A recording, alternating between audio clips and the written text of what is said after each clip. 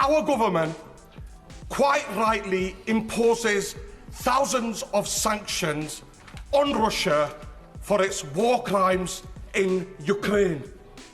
How many more horrors must we witness? Here is highlight of another delightful day in Parliament where MPs are having a proper go at each other over Gaza, anti-Semitism, and Northern Ireland legacy issues. Because nothing says productive governance like watching politicians trade barbs while civilians are dying and veterans feel abandoned. Today's PMQs featured everything from war crimes accusations to comparisons between Labour manifestos and fictional bestsellers. Because apparently that's where British politics has landed in 2025. Buckle up, because this one's got all the charm of a root canal performed during a house fire. Let us be clear in this house. Israel is starving Palestinian children. That is a war crime. Israel is killing Palestinian children as they queue for food. That is a war crime. Our government quite rightly imposes thousands of sanctions on Russia for its war crimes in Ukraine. How many more horrors must we witness before the Prime Minister acts with the same scale of sanctions against Israel to stop this genocide? Don't Palestinian lives matter? Hear, hear. Prime Minister. Mr. Speaker, as I said earlier, I'm appalled by reports of more civilians being killed in Gaza, particularly when they are trying to access aid. And each of those incidents does need to be fully and transparently investigated, with accountability for any failing. That, of course, has to be alongside the ceasefire that is desperately needed, and we're working hard with others to achieve, to release all of the hostages that remain, but also to protect civilians and get much more aid at speed and volume into Gaza. Sir Ed David, Leader of the Liberal Democrats. Thank you, Mr. Speaker. Can I associate myself with the Prime Minister's words about the shocking Afghan data breach under the previous government kept secret for 3 years? And he will have our support if he decides to pursue a public inquiry. Mr. Speaker, I know the Prime Minister will agree that the shocking rise of anti-Semitism we have seen since Hamas's October the 7th terror attacks has no place in our society.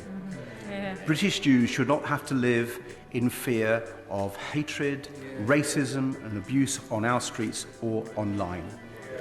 A new report from the Board of Deputies Commission on Anti-Semitism, chaired by Lord Mann and Dame Penny Mordaunt, has set out 10 recommendations to tackle this appalling scourge. Will the Prime Minister study this report, and will his government respond to it in full? Prime Minister. Yes, we will, and we must fight anti-Semitism wherever we find it, as we must fight all hate offences, crimes and incidents wherever we find them. Sir Ed David. Can I thank the Prime Minister for that reply? I hope we will see more action to tackle anti-Semitism. Returning to the Middle East now, Mr. Speaker, the world is looking on in horror at the scenes from Gaza. And now Netanyahu's ministers want to lock the whole population of Gaza into effectively a giant prison. A plan that would clearly amount to ethnic cleansing, as former Israeli Prime Minister Olmert has said. Does the Prime Minister agree that this is utterly abhorrent and unacceptable?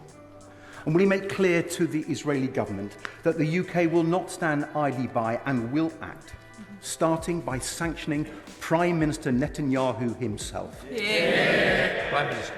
Well, I am appalled by these suggestions in relation to Gaza, just as I'm appalled by the reports of yet more civilians being killed whilst trying to access aid. So on both fronts, I'm appalled by what we are seeing and what we're hearing. We raise it regularly, as he would expect. In relation to the civilians being killed, I would expect them to be fully and transparently investigated with full accountability for any failings. and Israel must clearly put in place measures that properly protect civilians in line with international law, and that is the case we're pressing repeatedly. But we do also want to see, and alongside that, an immediate ceasefire, so that the remaining hostages can be brought out and aid at volume and at speed can be got in, and a political process opened that, in my view, is the only way we're going to get a lasting solution. The Prime Minister will never know exactly how much it meant to victims of the Troubles in Northern Ireland from right across society when he came, looked them in their eyes and promised them that no murderer would be immune from prosecution. Can he tell us when the last time he spoke to the Taoiseach about the shared approach to this issue was, and can he recommit today to those victims to ensure that no murderer will be seen as above the law? Prime Minister. Mr. Speaker, this is a really important issue. Can I begin by saying I have a profound respect and debt to our veterans who served.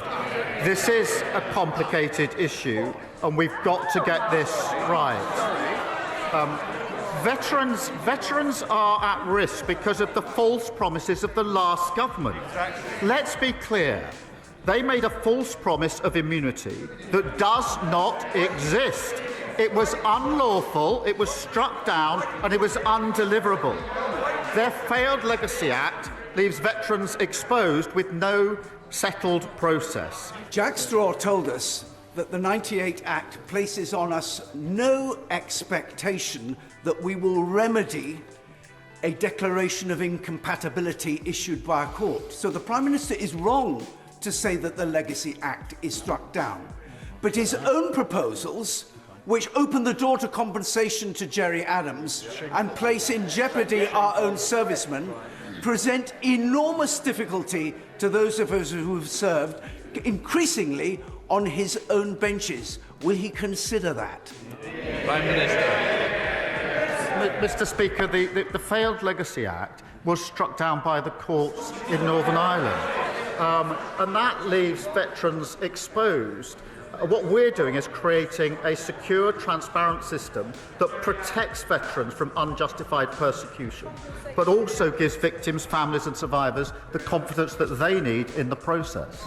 Could I begin by warmly congratulating the Prime Minister on his first year in office, acknowledge that the Labour manifesto was beautifully written, deeply moving, and like that other great blockbuster of hope and redemption, The Salt Path, a total pack of lies.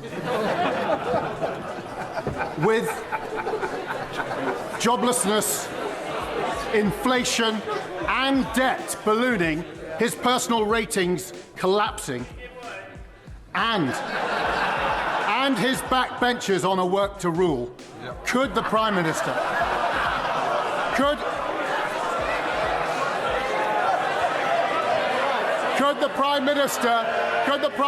recommend? Come on, let's get on with the question. Could the Prime Minister recommend a summer recess read in order to take all our minds away from the calamitous journey on which he and the Chancellor have embarked? I think most of their backbenchers are already on their summer recess, looking at the benches opposite, Mr. Speaker. We are very proud of our manifesto. It was a very successful manifesto, giving a landslide victory, and now we're very proud to be implementing it. Don't forget to like this video if you're tired of politicians treating Parliament like amateur hour. Subscribe and click the bell icon for more accountability breakdowns, and drop your thoughts below.